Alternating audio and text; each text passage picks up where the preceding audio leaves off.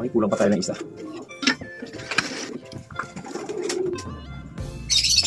Ayun, at nalagay natin sila sa ating basket. And pwede na yung ating bawang. Okay, isa-isa natin sila.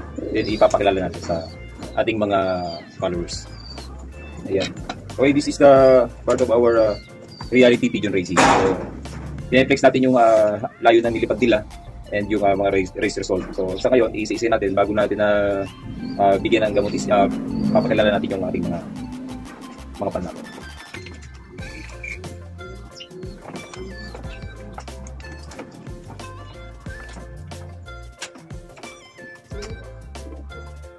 Okay, this is 015. Kung dati, yung unang toss niya ng 4 months old sa Lucena, isa nawala siya. After 1 month umuwi, then after 2 days ng recovery, niload ulit natin. Then talagang ang uwi niya is talagang after 2 days, 3 days, 1 week. Then yung last nga, mula na is 12 days siya bago umuwi. Then sa ngayon, nag-mature na siya, is maganda yung speed niya. So ngayong San Narciso is nag 1,000 speed na to.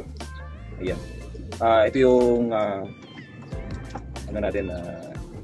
breed natin ng imbrek. So ang imbrek natin ay naglalabas ng checkered. Ayan. Naglalabas ng checkered. Kung hindi checkered is red check. Ayan, dalawang yan. Hindi pa natin sila nakikitahan na maglabas ng ibang mga kulay. Flexing, this is 015.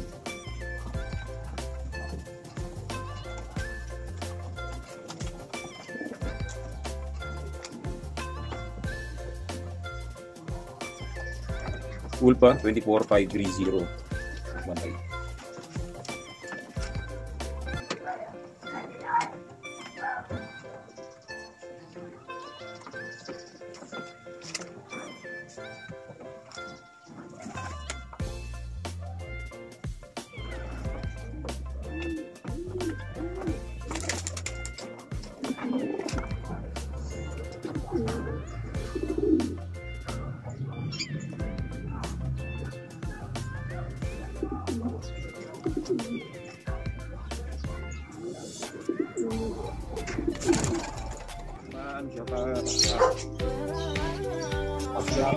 Pagka mali ang tawid ito,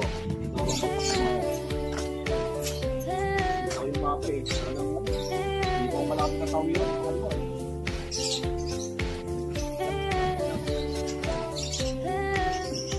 Good luck sa Team Rollins.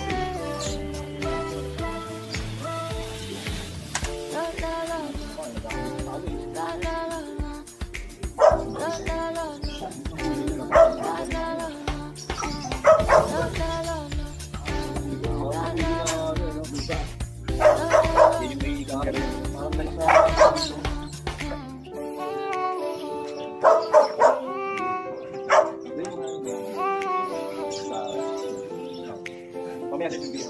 Kasi nakuha ko yung screenshot sila.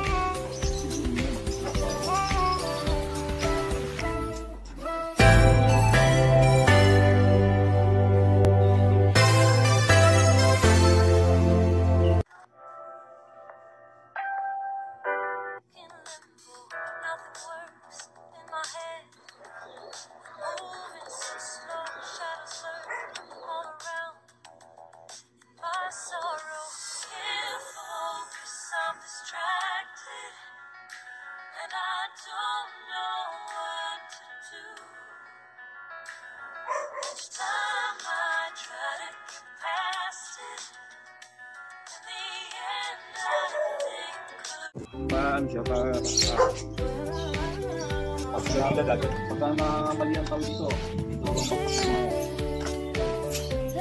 ito yung mapa eh. Hindi ko malapit na tawid yun.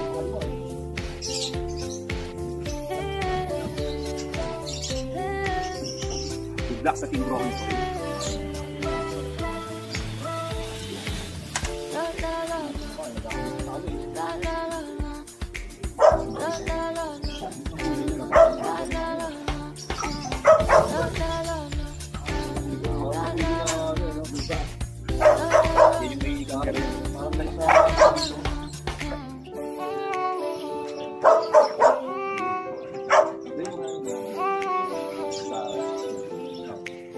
natin yung video.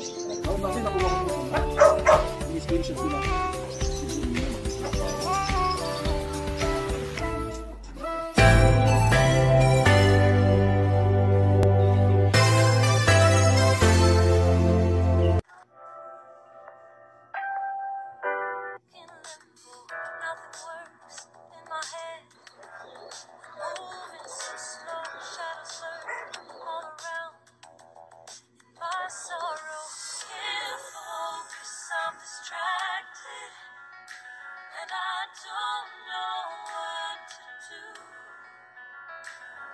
Each time I